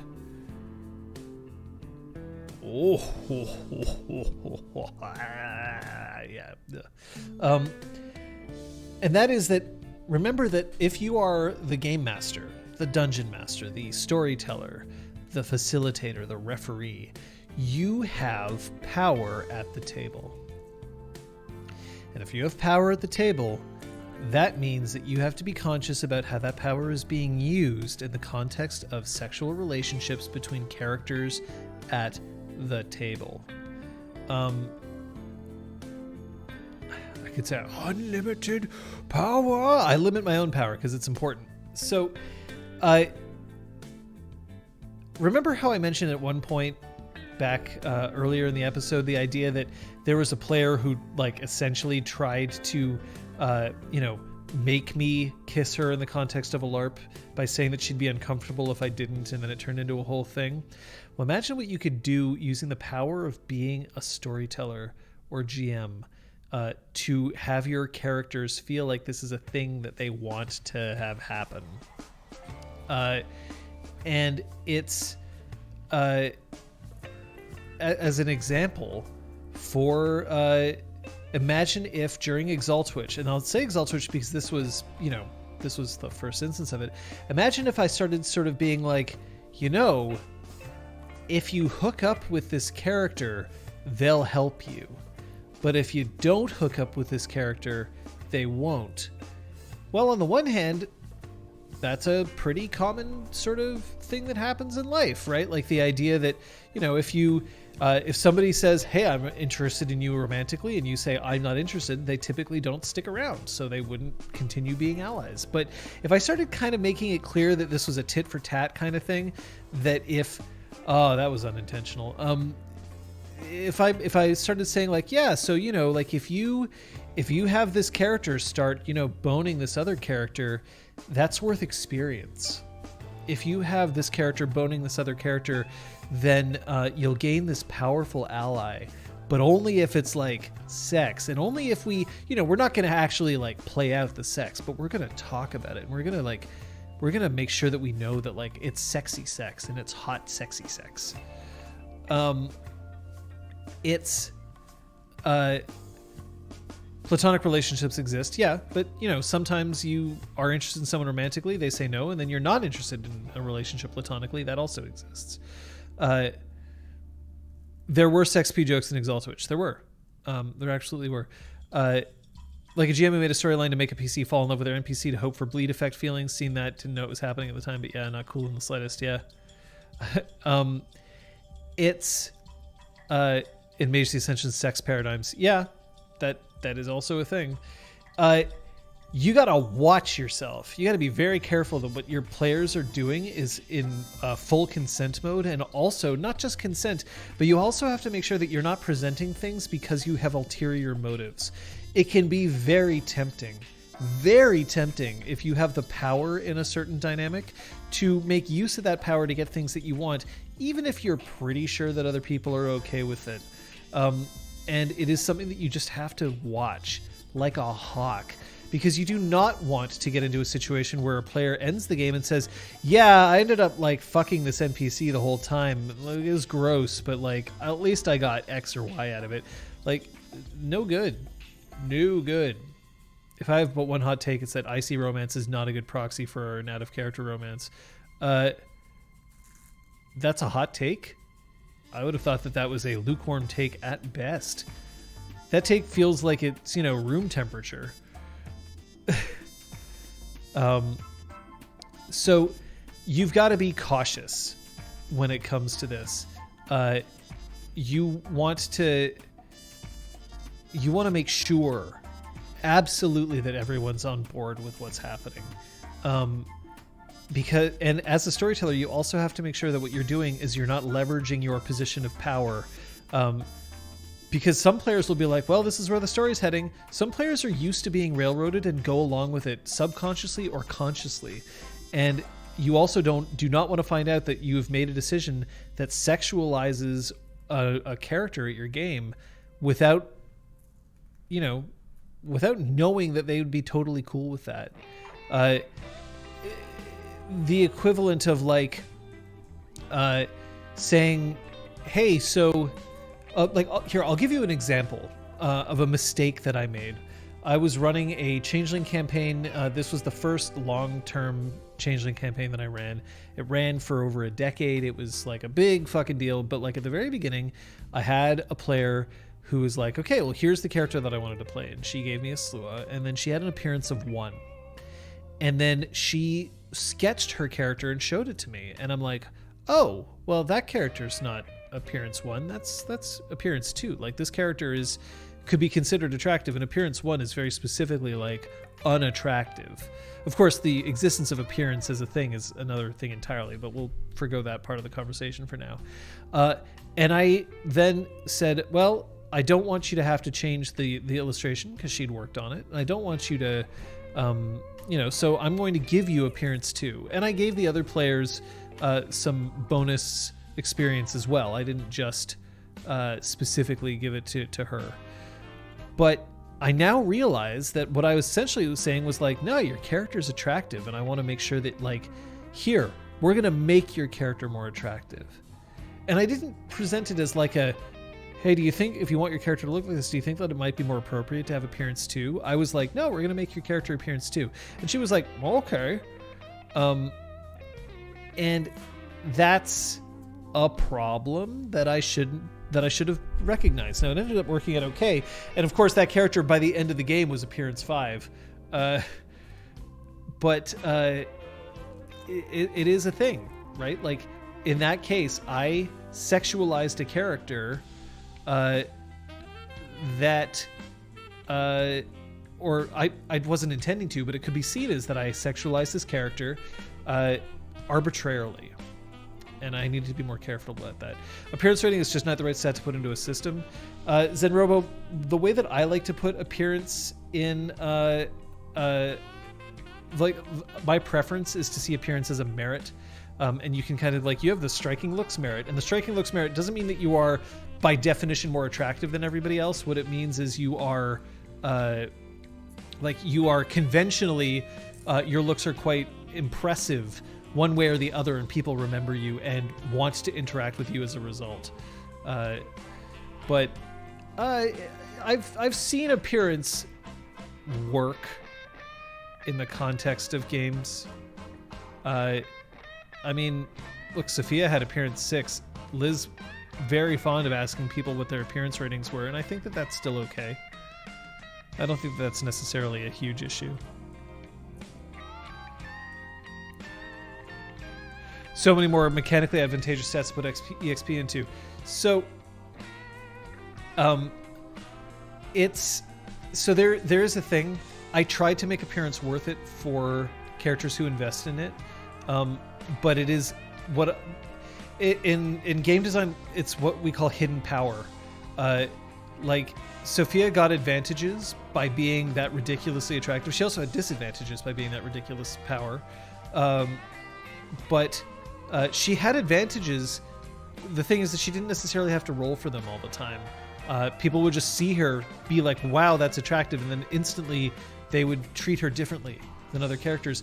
But because it's not a stat that was rolled very often, that is what we call hidden power, and that often can feel not fun for players. It's kind of like if you have an ability in a MOBA where you're in a team with 4 other characters, and you have an ability that makes every other character a little bit stronger. Well, at the end of the game, people are like, yeah, I was doing so much damage and they were doing so much damage, but they don't necessarily thank you for using your ability to make them stronger because they don't see it happening. If it isn't obvious, if there isn't a defined moment where you're like, oh, you have made me stronger in this point. If it's a passive thing, that's hidden power, and we try to limit that to a certain extent. It's not to the point where I house rule against having appearance in games where appearance is a stat, but it is a stat that I'm glad to see starting to disappear and shift in other ways to be reflected. Some time ago, we had a player who warned us that his player was incredibly flirty, but he wasn't good at flirting, so we basically had Zap Brannigan in the game. It was a bit annoying after all, but it was funny. Yeah, I could see that. Flirting is a skill. It's absolutely a skill. And also, some people definitely like to flirt, and some people don't. And some people only like to flirt after a long period of time. It is something that I'm always aware of and always kind of trying to keep an eye on, not just with my players, but also, we had Jess Fildes come in for some one-shots, which was great. But like the amount of flirting that I'm willing to take with Jess might be different than the amount of flirting that I'm willing to take with the other players because my experience with Jess is different.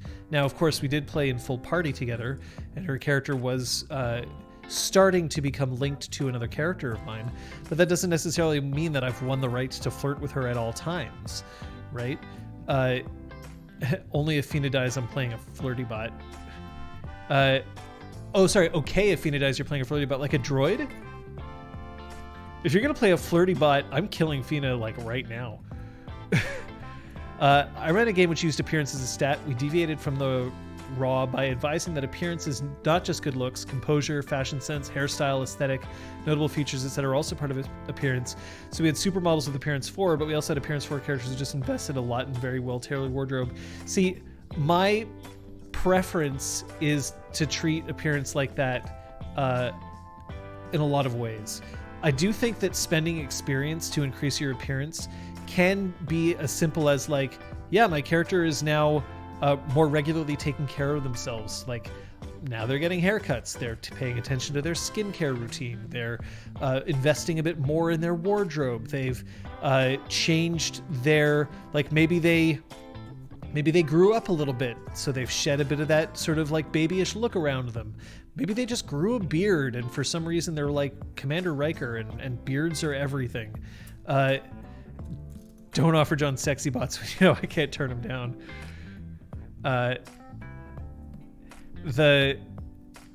It is a good way of describing it. Now, I'd also say that sometimes appearance has to describe like there is an upper limit.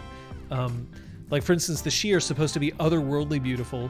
So I would definitely say that if you have appearance 6, it means not only do you take good care of yourself, but like you are beyond human capacity. So if I may give a piece of advice, if your players, you can always give advice in this channel. If your player's character's main skills are she has big boobs and her entire character can be summarized as, well, she has big boobs and she wears tight leather as a background, ask the player to reevaluate the character. True story, I need a hug. Yeah.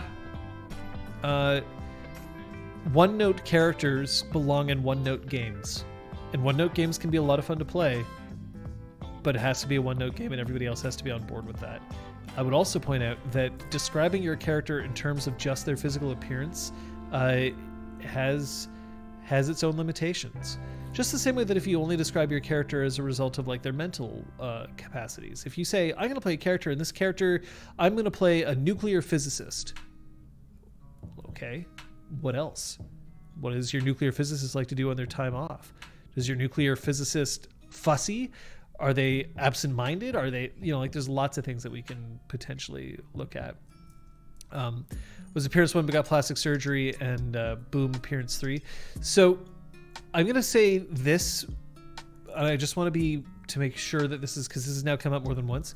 Plastic surgery has a bad reputation that it doesn't necessarily always deserve. There are people who have had plastic surgery. First of all, there are people who have had plastic surgery for, I know you were kidding. I'm not calling you out, Requiem. I'm making sure that this is happening because it's come up now a couple of times in chat, and I don't want people to get the wrong impression. There are people who get plastic surgery who need it because of, like they literally have conditions that have to be rectified. There are people who have plastic surgery because of injuries that they couldn't heal from properly. But there are people who get plastic surgery because they experience body dysmorphia. There are people who get plastic surgery because literally they're just like, I've had this mole my entire life and people comment on it and point at it all the time and I just want it gone, and then it's gone and they're so much happier. I've known people who have had breast reduction surgery and I know that they call it breast enhancement surgery. I don't really like the term of enhancement, getting their breasts smaller or larger, who ended up incredibly happy with the results and felt great about themselves because they always wanted that. And I don't think that that's something that we should look down on. And I think it's very easy to make a joke about like, yeah, somebody was appearance 1, then they get plastic surgery, and now they're appearance 3, and not realize that some people that might actually hurt their feelings quite a bit. I have not had plastic surgery myself, but there was a time where I had a deviated septum. It was not visible. And I had surgery to correct it when I was 14. Essentially, this just meant that I didn't get nosebleeds all the time. And then the joke went around school at the time that I got a nose job. And I was honestly fine with it. I even kind of like leaned into the joke to a certain extent, but I realized somebody who was very, very close to me recently got plastic surgery on their nose and was absolutely thrilled with the results. And I realized that all the jokes that were made about me having a nose job was because it was seen as an undesirable thing, and it's not. So just be careful if you start talking about plastic surgery in the context of sex and games. You don't know who you might be inadvertently speaking against. Someday I'm going to play my reprogrammed propaganda droid with data about the thing stored somewhere in our systems, obscured by glitches and excessive charisma / ability to persuade. One day. Got a player who was very troublesome. Among the issues, he wanted the game to spin around his character's harem and didn't care about the main plot, only about screwing anything that moved. I'd kick them out. I'd just be like, sorry, not the game for me. I'm not interested in playing your harem, and I'm not interested in having everybody be exposed to your like sexual fantasies. Get out. That'd be the way it is. I wouldn't necessarily say get out. I would say get out if the player was just being an ass about it. But if somebody was legitimately just like, this is all I want to do, then I'd say that's great, but that's not what I'm interested in doing. In much the same way that if you have a sexual partner and it always has to be about your kinks and never about necessarily pleasing them, you're an asshole. I realized that I've lost the chat after my plastic surgery rant, so, that's a thing. Sorry about that.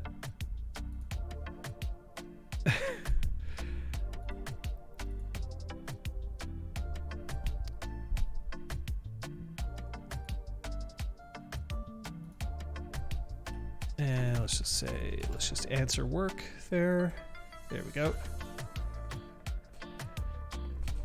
Yeah, if you're an asshole, if somebody's an asshole, don't play with assholes.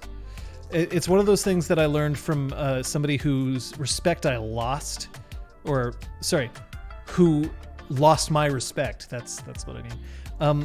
The illustrator and writer for the comic strip Dilbert wrote a couple of books about management techniques and stuff like that. And for some reason, I really enjoyed reading them when I was a kid because I liked the comic strip Dilbert. It turns out that he's a complete wacko when it comes to his politics.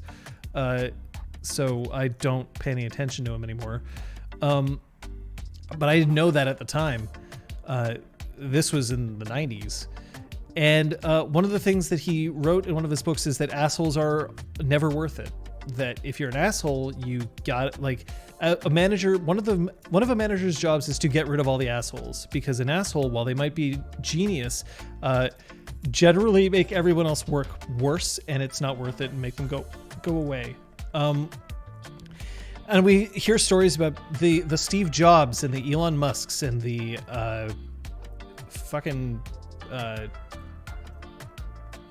Thomas Edisons of the world, where you're like, I wonder whether we would have gotten this far if it weren't for some assholes. I can't make a comment on that, but I do know that your role-playing game probably isn't going to change the world, so it's not worth keeping assholes as a matter of course, no matter how good they might be. I remember I was in a game where I had a character that once or twice the first few sessions I made some accidental innuendos, got a laugh, and I just leaned into it. Just this character, clueless about sex, constantly making accidental innuendos. It was not my intent, but damn did I enjoy that character. I mean, that's what half a second is all about. Embrace that energy. Here's one. We had the rule before about if the players can do stuff to NPCs, the NPCs can do it to players. Is this a rule that applies to After Dark as well, or the other way around? Or in other words, if a player likes to ball gag NPCs for laughs, they should know that it can happen to them. Might talk about a player at their table. In this particular case, no. The reason being that every player has the right to modify their level of consent when it comes to sexual activity. If you are comfortable having your characters get seduced all over the world by a PC, that doesn't mean that that player is comfortable with their character getting seduced by you through game mechanics. That is something that you have to check in with them. It is not a reciprocal agreement in that particular case. If somebody wants to abuse game mechanics to make things happen for them, then I can remind them that I can abuse game mechanics just as easily, or I can just change them because I am the storyteller. That is something that I can do. But one thing that I won't do is violate someone's consent. Feature chat just uploaded on you?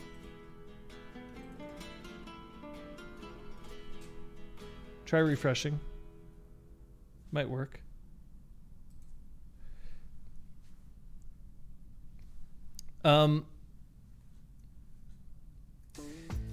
So it is something that I would absolutely not do. Now, if somebody is ball gagging an NPC for laughs, they're probably not doing it as a sexual act, in which case maybe it doesn't involve, maybe they don't consider it sexual, so that's a little different. But remember that a lot of things that are considered normal can be considered a sexual act by a certain person. So, you takes your chances, right? Some people are really into balloons. Lunars exist. People who are super into balloons and they turn them on. And if you blow up a balloon in front of them, then they might get sexually charged. Well, ball gags are a little more likely to make they're a little more associated with sex, so I would just be a little more careful with that. So, how would I tackle sex and horror, or do I dodge that bullet? I don't generally equate the two.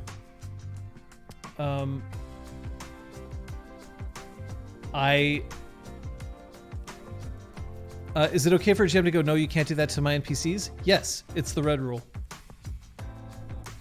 And yes, the GM can say whatever they want in terms of the game, because their position is that of the referee. A game is always a compromise between players. I don't really like the idea of saying like the GM can do whatever they want, because then it sort of encourages GMs to feel like they are omnipotent and omniscient, and that's not really the case. But a GM has the vested right to say, no, you can't do that. But also red rule. Red rule still applies to them. I don't do sex and horror because sex and horror is too often something that's kind of associated with sexual assault, and that's one of my lines, so I don't do it. I'll also point out that I tend to steer clear of horror a lot. I'm not saying that horror isn't something that makes its appearances in my games, but I don't tend to make a long examination of it. It doesn't interest me as a genre as much as other things. I like suspense. I like thrills. But horror, it's not as much my thing. It still makes its way into stuff that I do, but it doesn't make its way into the stuff that I do enough for me to also link it to sex. So that's me personally. For you, or for anybody else who's thinking about linking sex, yeah, The Hive. Yeah, The Hive was my kind of like, here's some horror, but I like, even then, I didn't go as hard as I could have, and I don't think I would have wanted to go any harder. I believe we were getting some yellow cards right around that time. Or rather, that's kind of what prompted us to start looking at yellow cards. If you're looking at sex and horror, yeah, just really got to be careful about those lines, veils, and the red rule. You've got to be absolutely careful about that. You do not want to cross some of these lines. It's rough. It's rough stuff. Hey, it's one of those things we were discussing earlier today about like the shitty things about Werewolf being something that I'm hoping will get fixed in 5th edition. Now, 5th edition is a bit more up in the air. Like, it's definitely still happening, but we just don't know as much about it. One of those things is that there's like talk about some characters who are like, yep, they will absolutely take advantage of people sexually because they need to breed. You know what? I just don't need that codified into the game for me. I just don't. I just really don't. You can write in a book, these characters are capable of some of the most vile acts known on the planet, and leave it at that, and then I can decide whether I want to bring in sexual horror into a game. Instead of saying, this is a thing that happens in the game, but you can take it out. I'd rather opt in as opposed to opt out of it. I'm retaking Werewolf and I found my copy of Freak Legion, so that's what I'm running. I kind of forgot about Fomori. Yeah. Yep. It turns out when Silent Hill / Gygrass sexual horror is way different when someone you know is saying it in your face. Yes. So that's another thing that I want to point out. Just because you've seen something in your favorite video games, television, movies, books, comics, manga, theater, doesn't mean that it's the same thing when you are personally invested in it. Role-playing, you are personally investing yourself in it, and you're doing it face-to-face with somebody else. Not always, because sometimes it's online, but like you are actively engaged with one other person, and it changes shit. It changes shit instantly. My describing what happened in Game of Thrones is not the same as my saying, this is what's happening to your character right now. It is just absolutely not. So Requiem Lost says, I know when I'm running a game, I try to be crystal clear with NPC intent, especially when it comes to seduction, so the player can make an informed response to what is going on. NPCs might spend some time flirting with a PC, and before I roll any dice, I'll pause and say, she is attempting to seduce you, and wait a response. Open-ended, right? That's respecting the red rule. Works.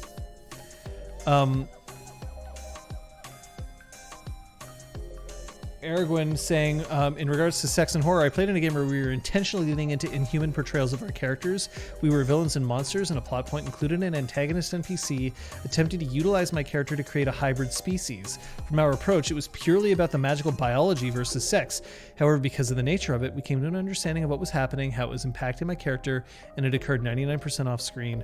I took myself out of the game voluntarily until the dice finally went in my favor, and I was able to get her out and destroy her villain, but it was definitely a session that took me to a different, grimmer space than most of my experiences. This is an example of pushing your boundaries. If you are consenting to it is fine, but be aware of those boundaries and be aware of how that might change your interaction with the game and with the other players. It is not worth damaging somebody over your roleplay experience. It's also definitely not worth damaging yourself over your role-playing experience. Now, one of the things that we have to know is that we do things that are risky because that's the way that we sort of find out what our limits are. And We also sometimes something might hurt the first time, but then be amazing the second time. People who skateboard, they fall down. They fall off their boards, and then they get back up and they get back on. And that's part of what that sport is about. And some people get really hurt, but then they get back on. And that's okay too. But you have to be aware of the risks, and you have to be able to understand how to mitigate those risks and how to take care of yourself before, during, and afterwards. And be aware that you have tools, safety tools, to keep you safe so that things can't get way too out of hand.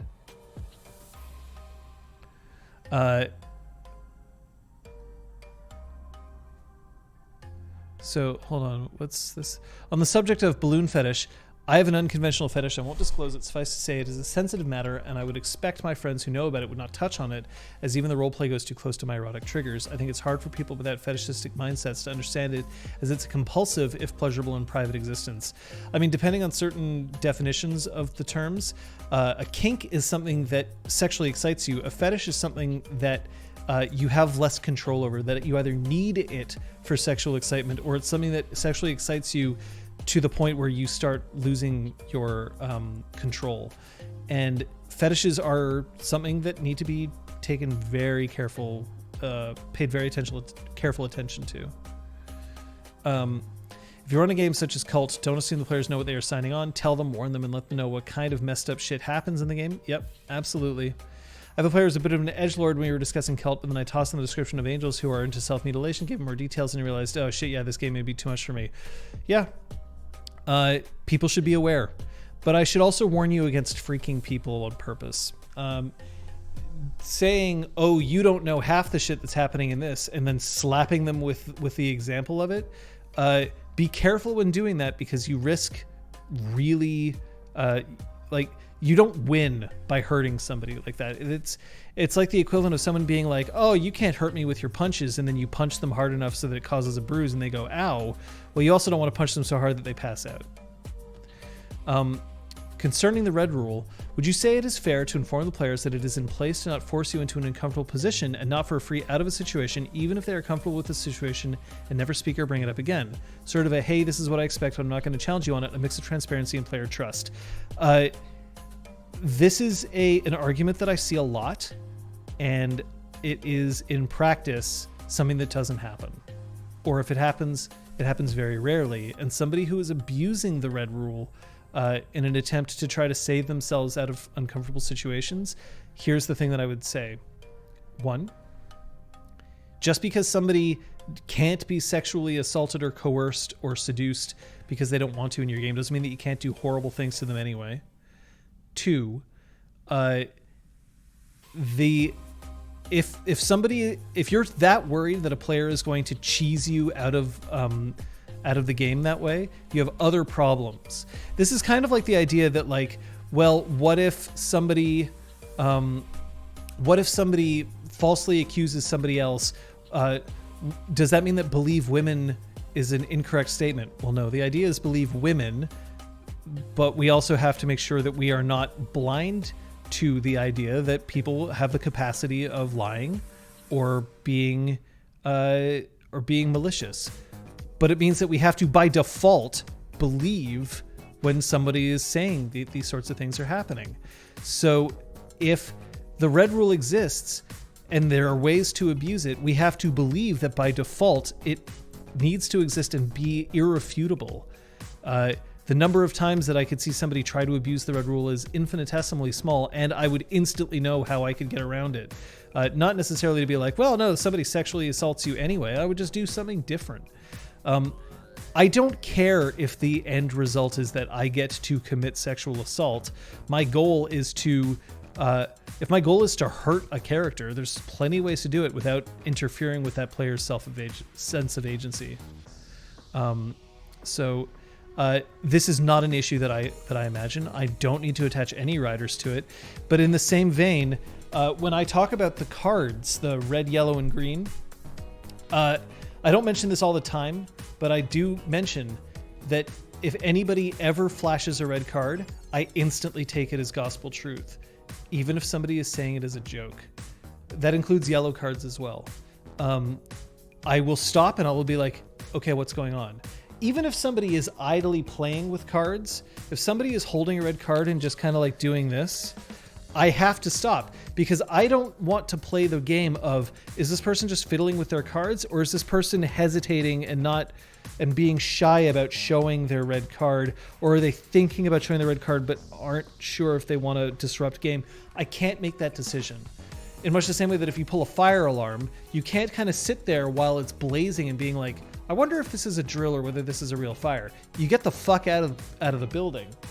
So in this particular case, the red rule is something that it just is. It just happens. It just is a thing that I must take at face value all the time. And if somebody is joking about it, if somebody jokes about like, oh, red rule, I'll be like, whoa, okay, sorry. And if they're like, no, it was a joke, that's when I get to explain that this is something that I don't joke about. And I don't feel like somebody who jokes about a red card, I'm not going to be like, you're an asshole. Absolutely not. You don't necessarily know how important it is to me. If you joke about the red rule, I'm not necessarily going to be like, oh yeah, no, this person clearly isn't somebody who I ever want to roleplay with. The trick is that if I tell you that this is important to me and you don't respect that, that's when you're an asshole. But if you play around with a red card, I stop the game and ask what's up, you say, oh, it's nothing, and I say, okay, please in the future know that I will always call for a red card, and then you decide that this is a way that you can abuse the game, well, then you are an asshole, and I will find out, and you won't play in my game. Is kind of what it comes down to. Everyone says there are a lot of bad faith arguments from bad storytellers against the red rule who often believe that there is a personal lose state if they don't have absolute control over the game. Completely.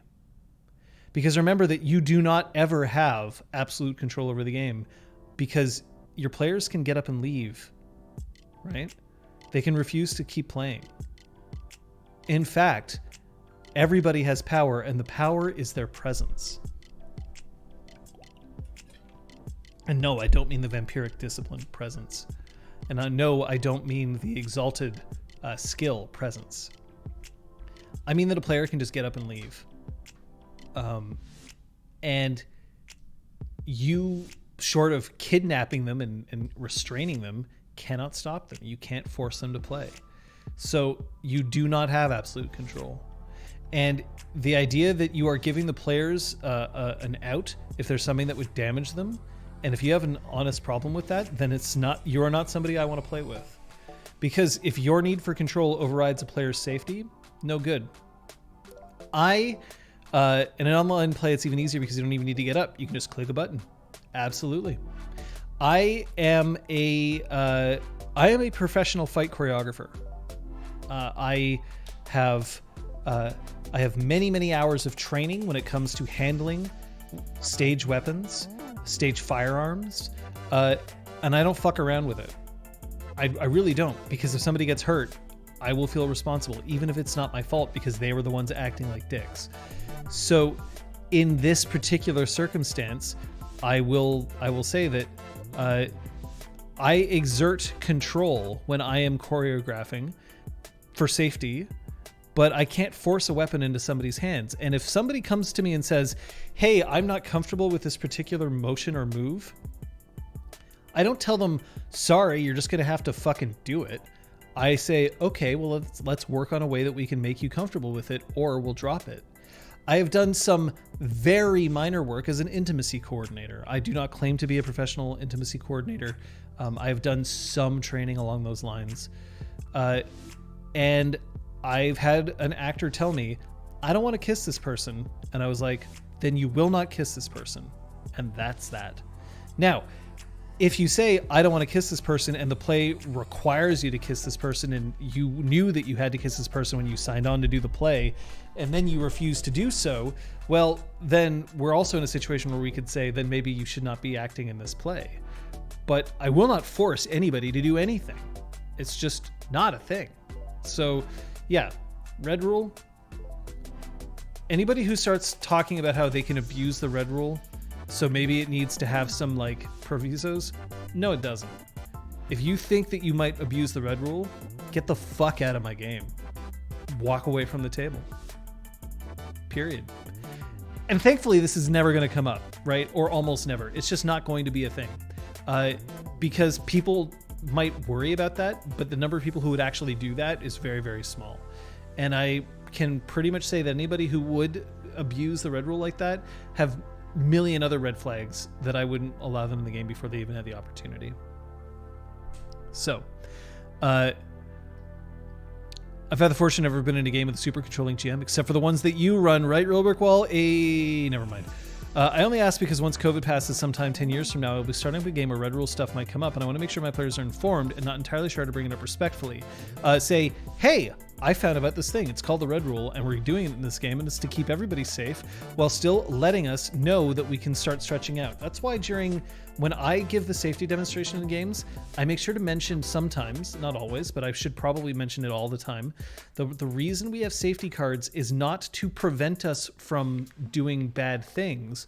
The reason we have safety cards is to give us the safety to be able to push limits.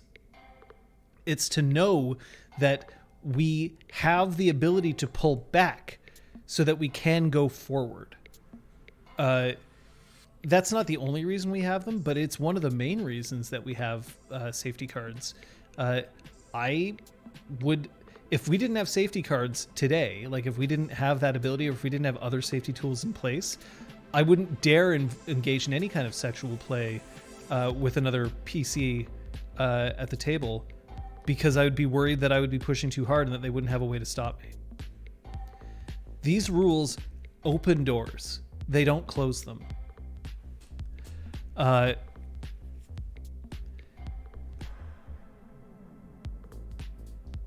Some heated takes, as it were, and a distinct lack of sausages. Yeah, it's fair. Immediately post-COVID, everyone's going to be very wanting to touch people. Please have strong safety tools for consent. Absolutely. What are you worried about? It's hardly disrespectful to say in the case of sexual situations in the game, you have absolute power, refusal trumping any other mechanics or game conventions. Yep, essentially. And if a GM complaining saying, yeah, but the red rule is a suggestion or the red rule is something snowflakes use or something like that, fuck that guy, find a new GM. Yep. Players do not tolerate GMs who are assholes. Players do not tolerate other players who are assholes, and GMs do not tolerate players who are assholes. Don't tolerate them. They don't belong at your game. And don't start trying to come up with reasons of like, well, they're actually okay. It's just in these... Don't make excuses for them. They can prove to you that they're not an asshole, but that's on them. It's not on you. And you have no responsibility to shoulder the burden of an asshole. Just not worth it. Not worth at all. Yes, Real Brick Wall is the MVP. If there weren't the safety cards, I would have been really worried about it. Robo a few times. Green cards are excellent. Yeah. Yep. But some of that is also because Kate is not a professional actor. So when she starts pulling out emotion, unfortunately, and this is not against her, it's against me, is that sometimes when she pulls out an emotion very convincingly, I start being like, oh shit, is this real? Because I don't expect her to perform along the same lines as other people do, because she's not a professional actor. So her use of the green cards really helps me sometimes. I'm not saying that means that I assume that Kate is a bad actor. What I mean is that I don't necessarily assume that she would necessarily want to push in that direction. So I learn. Just kidding, these hips don't lie. Fair? Emphasize that the red rule is a safety tool for them as a player and not for the character. Let's throw that up there. If everyone is having fun while their characters are in the middle of an orgy or being chopped up by chainsaws or whatever, then there's nothing wrong. When a player becomes uncomfortable, then use it. If a player is uncomfortable because of something happening to their character, that deserves a conversation too. Absolutely correct. The red rule exists for sexual situations because sexual situations are less understood and less common in games than violent situations. But honestly, a player has the right to tell me at any time, I don't want this happening to my character. It doesn't even have to be about sex. It can be about anything. It can be, I don't want my character to be tortured. I don't want my character to be tickled. I don't want my character to become pregnant. I don't want my character to have to wear green. I don't want my character to be considered religious. All of those are perfectly valid to say. And yes, you'll have people who say, if a player says that, they're just going to say, I don't want to ever die, and that means that they're abusing the game. I can tell the fucking difference between I'm uncomfortable with this and I'm trying to cheat at a game with no real winners. So don't feel afraid to tell me that you don't like something. I'll take it into account. And if you don't like something and I'm like, this is incompatible with the game that we're playing, I'll let you know and give you the opportunity to transition your character out of the game. Because that's okay too. That is totally okay too. You can tell somebody, if you're not okay with this in the game, that is a problem. Not necessarily a personal problem. It's not like you have made an incorrect moral decision. It's more like, you can't say that I don't want my character to ever be involved in a violent act when this game revolves around people doing violent acts. Like, I'm not comfortable with that in my game. I don't want to have to make that concession. You can make that choice. You can also make the choice where you can say, like, I don't want to play in a game where I can't sexually assault your character. You can say that. Now, it means I won't play with you, but you can say it. You have the right. You have the right to say, I'm not playing with the red rule, but I also have the right to say, if you don't play with the red rule, then I will not play with you. Crosser says, I'm just going to repeat the earlier near the end because fuck it, it's never repeated enough. As a note that might have been mentioned, 100% needs to be understood. Consent can change second to second and can be withdrawn at any moment for any reason and for no reason. Even for the same thing, booping someone's nose can be fine now, but not fine now. Yeah, thanks, Joker. Thanks for tuning in. It's always great to see you. Someone can love tea, you can bot and prepare tea just for them. If they don't want it when it hits the table in front of them, that's fine. I'll give you an example. Yesterday, I forgot to take a pill. I said aloud, oh, damn, I forgot to take a pill. Somebody pointed and said, like, go and take your pill. And I'm like, I don't know if I appreciate being told to take the pill. Normally, I don't mind. In that moment, I was just like, ugh, I already felt dumb and I didn't want to be reminded of being dumb. But that was me. That was just me being like, normally this is something I consent to, but today this is something that I don't really want right now. And it was fine. It's totally fine. Like, it's okay. Because normally I'm totally down for somebody joking around my ability to forget something. Just in that moment, I was already stressed out about something. Didn't want to deal with it. Yep, diabetic jokes are a good example as well. Some days I'm fine, some days I want to flip a lid. Absolutely. I hear you. I hear you on that. And you'd be surprised if you didn't have a condition when you realize how often that condition is made a joke. And sometimes you don't care, and sometimes you're just like, fuck, if I hear one more person quote Wilford Brimley diabetes, right? Like, you just don't want to deal with it anymore. It's just such a constant, omnipresent thing. And you don't realize how often it happens. Like, you can be watching a television show and people make jokes about, like, count the number of times that someone calls something crazy. Happens a lot. Probably feels a lot differently if you've been diagnosed with a mental disorder that some might then describe you as crazy. You know, it's things. It's just things. Hey, we are past time.